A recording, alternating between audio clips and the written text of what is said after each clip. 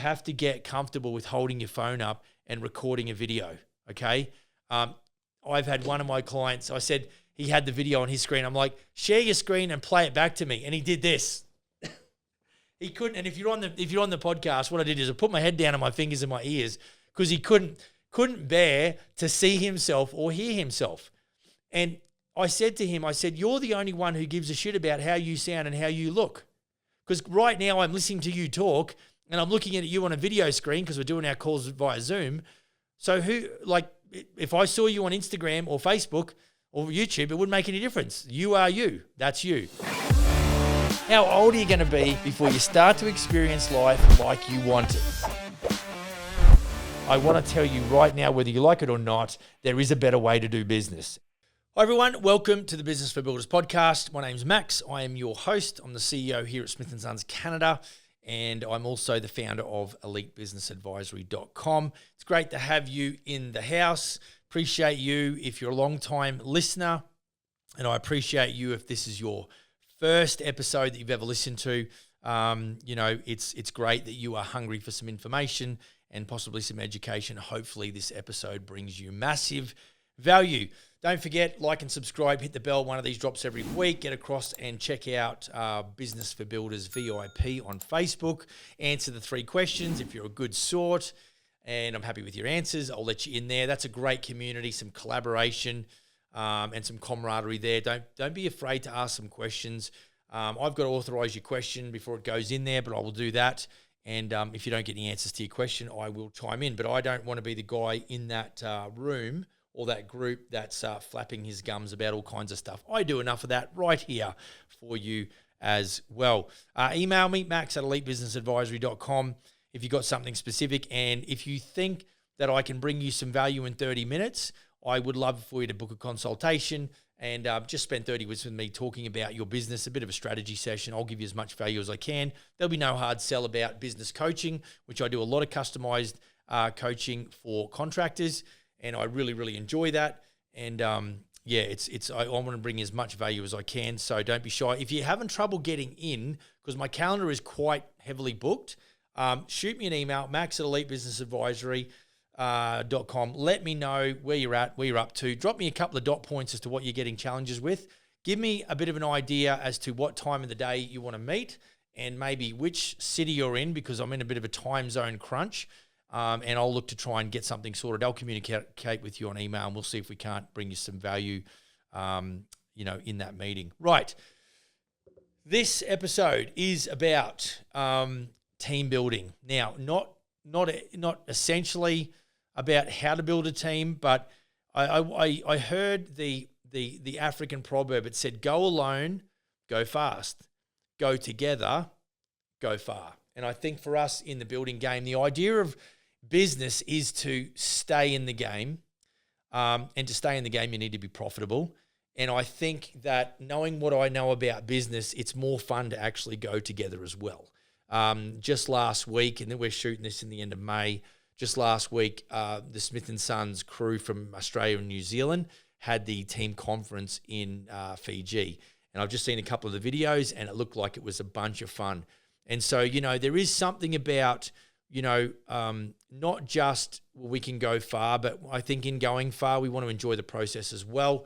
Might have shared with you in the last couple of episodes that I've partnered up with a builder in town here that I've been trying to sell a franchise to for the last 5 years. He was always intimidated by the corporate nature of the franchise. And basically now we're partnering up. I'm going to handle all of the frontline sales, obviously lead gen, estimating and quoting with his collaboration, and of course, procurement or project management and contract administration. And, there's, for the first time, I don't think I've never been a partner with somebody in a building company, but, we're about to kick that off in the next 30 days. So that's pretty exciting.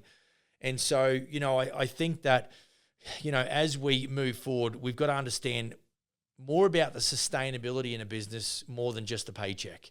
To me, I would rather go far, split checks and still have a check in 5 years than go out of business. The last episode, we just talked about why do businesses or building companies or general contractors go out of business in the first 5 years. I just think there's so many things to keep an eye on. I think that load needs to be shared by 2 business partners or at the worst, a business owner and an office manager who is very competent. So just keep, that's what we're going to talk to. We know that recruitment is a challenge. This is just food for thought. And it's like, why would I build a team? And so I've got about 7 or 8 points where I'm just going to run through just really quickly. And what I'm trying to do, and this might be an episode where if I do move through it quickly, because I'm not really going to elaborate on some of the notes that I have, it's just some things that you need to consider if you were to consider the whole let's go far, let's go together type approach, okay? So, I'm just going to outline these reasons why it's better to work as a team than to go it alone, okay? So this might really resonate with a lot of the audience, because I think a lot of the audience, are very much, especially in the management side of the business, from site supervision right up to sales with general management in between, they're doing everything. And so we're just going to outline, some of the things, or some of the benefits, some of the advantages as to why. So let's run through these real quick. So the first thing there is diverse skill sets and expertise, okay? So team members bring a variety of skills and experiences, enhancing problem solving and creativity. And by combining expertise, this results in higher quality outcomes and more innovative solutions. So give that some consideration. How is it that we can, and really an exact example is what I'm doing. As much as I am a carpenter by trade and I can build houses, and probably the largest project I built was a $1.1 million 5-plex, that building side of things is not a problem, but there's only so much time in the day. And we talk about, more leads, more profit, better lifestyle, okay? I am trading money, if you like, for lifestyle. I want to have my weekends off. I do not want to sell all week, or, sell during the week after hours, quoting, bidding, etc., and then build during the day, and then have to go into the office on a Saturday, Sunday, because if I don't, who will? Like, I just think that is an exact example for me to be that sales guy, general manager of the business, and for my business partner to actually be, in control of all things construction. And then we meet in the middle and we collaborate. We'll sit at this boardroom table. We'll look at some of the metrics on the computer. We'll look at what the performance of the business is like. What's the activity been pre-sales? How's our construction? Where are we blowing our budgets? Where are our overages? Look at our work in progress accounting. Like, I bring skill sets to the table. My business partner brings skill sets to the table. And what it does is it exponentially creates more momentum than what I could bring by myself. So just think about that. Number 2, increased productivity and efficiency. I kind of alluded to some of that. Teams can divide tasks based on individual strengths, optimizing workload distribution, right, as noted above, okay? Collaborative efforts reduce the time needed to complete tasks, leading to faster project completion. And you guys and gals will know this. Doesn't matter how big your jobs are. There's it's almost like, I don't know what the word is, but it, you feel overwhelmed because you've just worked your ass off to sell a job, to get it to a contract, and then you've got to turn around and then go and build the darn thing. So when me and Jace back in the day, when we won that 5-plex, project, we did that in 28 days from the first phone call to the verbal, the verbal acceptance of that project. It was 28 days. And I looked at Jace and I said, now we've got to build the darn thing. So, for me as let's call it a salesperson, for me to get those deals done under contract, and then I hand the project file off to my business partner who's taking care of all things construction, and I just turn around and I go back to the start of another deal, that's an amazing feeling. That's where I want my life back, and so then we just meet in the middle. So collaborative efforts reduce the time needed to complete. So for me to work the sales, he's not thinking about sales, I am. But I'm getting sales done because I don't have to think about construction. He's doing that, okay? Think about that. Okay, number 3, enhanced problem solving and decision making. Diverse perspectives lead to more innovative solutions and better decision making. Team discussions refine ideas and reduce the risk of oversight. Now, this is where, I've got a lot of skill around selling and sales and marketing and offering value in the pre-construction process that injects, X amount of capital into the business that wouldn't necessarily be there, and my business partner will benefit from all that knowledge, okay? And then, of course, my business partner being a Canadian, he knows all about construction. This whole thing about building basements, I've only been on 4 projects my whole life where we built a basement. So it's a little bit foreign to me. So I'm glad he's got that skill set. So, together, if we've got problems in sales, I can lead that process. If we've got problems in construction, I'm going to take my construction knowledge there, but I'm going to follow his lead, right? So, decision-making and problem solving is going to be better. And then, of course, where we do come together as equals for real is going to be in the estimating and the quoting side of things. And so, really what we want to do is we want to have discussions around the build process. I'll bring to light some challenges, for that project. We'll then allow for that in the estimate. There's a lot of that collaboration which will go on and will refine the build process as it relates to that project. And, of course, we reduce the risk of any oversights that might happen inside of that, let's say, that estimate. Okay, point number 4, support and motivation. Team members provide emotional and professional support to each other. Encouragement and collaboration boost morale and motivation. I honestly thought when I ventured off into the world of business coaching for contractors that I thought everyone was going to be impressed with my work in progress accounting, my activity key metrics, my project start schedules, my income forecast, which they all absolutely hold relevance. But what I've been told literally in the last week is that it's just, we cannot do without this meeting once a week because it helps me with accountability, because you can get information and videos like podcasts like this all day long. But this one-on-one collaboration between someone with a little bit more experience in the building game and a little bit of someone who might be, a bit of a motivator as well, perhaps, and I've got strong beliefs in the guys, but I do then implement some tough love as well. So there is some accountability. Hey, we've got to understand that your leadership capabilities in question here, not checklist and not your labor. You've got to step up, like that kind of thing. That's where, for me as a business partner, I get motivated because I see what he's doing really well, and it excites me, it enthuses me, it energizes me to be a better salesperson. And that's what we call iron sharpening iron. It's you become like the people that you hang around. And so, if you want to be a fat, greasy dude, go and hang around fat, greasy dudes. It's just they will influence the way that you operate, right? I think I had one of my Aussie clients on the video, and I didn't catch it at first because we must have been talking about something, and I said tomato. And he's like, it's a tomato, mate. And so, it's because I'm telling you, when you come to Canada and you live here for, what are we doing now? Almost 9 years, you basically are in Rome and you do as the Romans do, and you can't help it. It's just the power of influence. So, I think, having the support there, the motivation and the belief, because I know that in some days, my guys are having, a hard day, and we get into a call and I'm like, mate, is everything okay? And they're like, well, I got kicked in the guts here and this job didn't go through. And so, for me, I immediately go into, you've got to, and I made this comparison whereby in the sports world, some of these, if you're into soccer, right, and they have these penalty shootouts, some of these soccer players that miss the penalty shootouts and cost them the game, mate, that is a really heavy cross to bear. And, and yet the team gets around them and the coach gets around them, because that one instance does not make you the player that you are, right? And so I think that, what we've got to do is we've got to have the emotional quotient, which I've referred to several times in the last few episodes, that we've got to have the ability to dig deep. Now, to do that by yourself is challenging, whereas when I get in the room with my guys at least once a week, I can sense whether or not they're up or whether they're not so up. And it's one of the first things I go to, because if I don't have the human, then the business can just go to hell in a handbasket. It's never going to work anyway. I've got to have the driver in the zone. Okay. And if I don't have that, we're going to work on that today. So, I think that support and motivation is super important.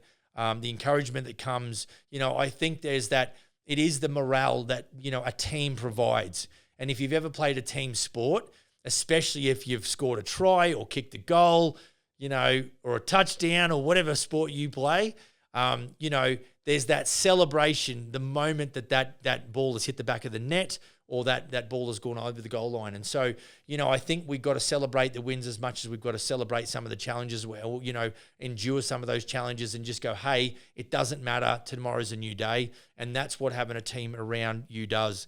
That's why if we go together, we go further. And I think we have more fun. I need to add that to that African proverb. Right. Point number 5, better risk management. Teams can identify potential risks from different angles.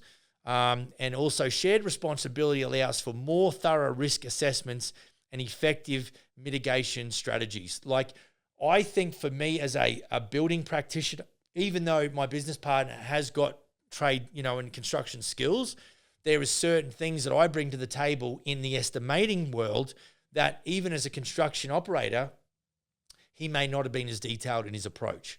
And I'm saying, yes, we've got to buy it, we've got to deliver it, we've got to install it. Like, all of that has to happen. And so, I like to break down the estimates in the micro. And then, when we're talking safety, I'll be like, hey, why did we just spend more money on harnesses or, fall protection or edge protection or whatever? And he's like, because of this. And I'm like, oh, okay, I got it, understood.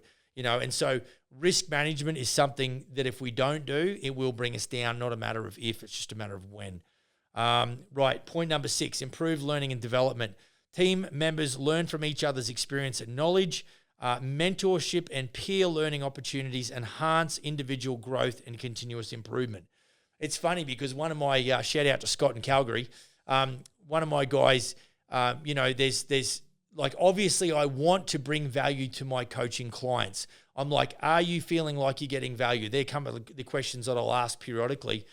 And, and he said back to me one day, he says, mate, what you've done is you've helped me with my workout regime. And if you know me, I'm not a gym guy at all. I don't like going to the gym. I try and negotiate with my personal trainer. It's not me. But one of the things that she alluded to me was the power of time under tension, or the eccentric moving. In other words, if you've done a bench press, it's the let down. As you're coming down, it's go slow. Now, Scott wasn't doing that. And by me mentioning that apparently approved his workouts. He might leave me a bit of an email after this, but or a message. But at the end of the day, that's iron sharpening iron. So it's that continuous improvement and individual growth from peer learning.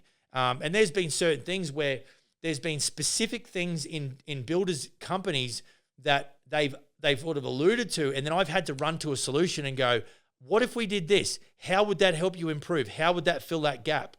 And then that is more insight for me into some more potential pitfalls in companies. And so that builder, my client, actually helps me to improve my service to him and other coaching clients at the same time. So that mentorship and peer learning opportunities, it really does enhance the individual growth and continuous improvement. Point number 7, enhance communication and interpersonal skills. Working in a team improves communication channels and interpersonal skills.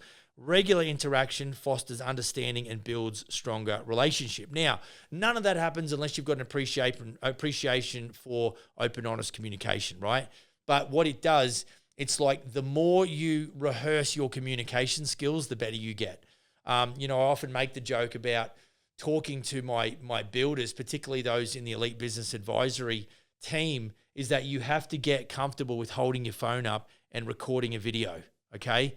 I've had one of my clients, I said he had the video on his screen. I'm like, share your screen and play it back to me. And he did this. He couldn't. And if you're on the podcast, what I did is I put my head down on my fingers and my ears because he couldn't bear to see himself or hear himself. And I said to him, you're the only one who gives a shit about how you sound and how you look. Because right now I'm listening to you talk and I'm looking at you on a video screen because we're doing our calls via Zoom. So if I saw you on Instagram or Facebook or YouTube, it wouldn't make any difference. You are you. That's you. But we have those preconceived ideas about, overcoming ourselves. And I make the joke. I said, go back and look at episode number 001. Like, I don't actually want to go back there and have a look at that one because it is intimidating. And you go, wow. The beautiful part is now we're at episode 192. Look how far we've come. In the next couple of months, we're going to break the 200 mark, and only 1% of podcasts get past 21 episodes. So, I think that we have to start out very regimented, and we've got to make ourselves do it, much like I'm trying to get my head around this whole gym experience. But I've been urged by several different people to say, it will come to you, just don't quit. There's a little note. And so when we're talking about interpersonal relationships and communication and things like that, I think the more we do it, the better we get. We drop the ball a few times. We maybe note where we could have done things a little better, and we make those improvements going forward. And of course, regular interaction, fosters understanding and builds stronger relationships. So it takes a maturity level on both sides to maybe not take personally what someone said to you and possibly be able to use that as a training instance where you go, hey, look, I understand completely where you're coming from. I just didn't like the tone of that email. I felt like I was being judged. And then we can get some of that communication going on to go, okay, well, I didn't realize that I didn't intend it to sound like that, but now I reread it and I can see where you're coming from. Guys and girls, that is mature, professional, adult type communication, which helps us go together far, okay? And that is what we want to do. Right, point number 8, greater flexibility and adaptability. Teams can quickly adapt to changes and unforeseen challenges. Flexibility in roles allow for dynamic responses to project needs, ensuring resilience and stability. It's like this. If we have a situation and I've got to go to site because something's happened, the client's mentioned something, I then meet with the builder. Let's say it's got some merit and we've got to adjust quickly. Then I can leave guys on site to handle it, and maybe I've got to go to the rental place to get a pump or something like that because we've got to handle this issue quickly. Well, the more hands make light work. If it's all left to you, you've got to talk to the client. You've got to then do the work on site, but you've got to nick off to the rental mob to get to hire a pump or whatever the case may be. All of a sudden, all of that is so much of a burden on the individual human. It is not sustainable. Okay, of course, avoiding the cock-ups, that's something that we need to work on as well. And I mentioned the word, obviously flexibility in roles allows for dynamic responses to project needs. And that includes like general construction and then general management. So, site supervision and sales management, essentially what we're talking about. And this ensures resilience and stability. Now, we know what stability is, but do we know what resilience means? Let me share with you what the Webster Dictionary, what the definition is there. Resilience is an ability to recover from or adjust easily to, and listen to me, misfortune or change. Now, what is the hardest thing for us to do in our lives? And that is to change. Like I'm about to scooch across to a new job management software, and it's going to be hard. But I know that I'm resilient. It'll take me 30 days, and I will absolutely grab that thing by the neck, and I will not quit until I am fluent new piece of software. That's just the way I bounce. Because it's worth it. Now, if it wasn't worth it, this is where I struggle with the gym, I'm not as tenacious, right? I'm not as resilient. So when it comes to the gym, it's not easy for me to adjust to that lifestyle and change. It's just not easy because I don't love it as much as I love doing business. So by embracing your teamwork, you can leverage through the collective strengths and capabilities, of your group, and you can achieve greater success and a higher level of resilience. Folks, like and subscribe, tick the bell, get across to B4B VIP or Business for Builders VIP. Answer the 3 questions. I'll let you in. Ask questions in amongst that group. It's a great, safe place to do that. Visit me on email if you like, max@elitebusinessadvisory.com, or get across and check out elitebusinessadvisory.com. There's some good stuff on there. Free ebook you can download there, and other bits and pieces. Go build a kick-ass business. I look forward to seeing you on the next episode. Cheers.